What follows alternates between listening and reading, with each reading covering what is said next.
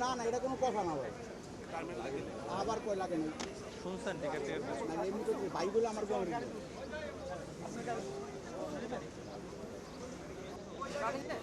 তাহলে ভাই টিকিট কয়টা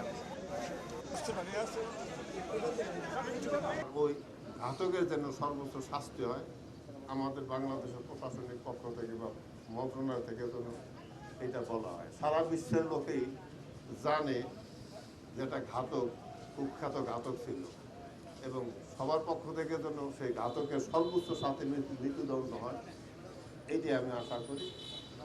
এই আশাবাদ ব্যক্ত করে আমি সবার কাছ থেকে বিদায় নিচ্ছি। আসসালামু আলাইকুম।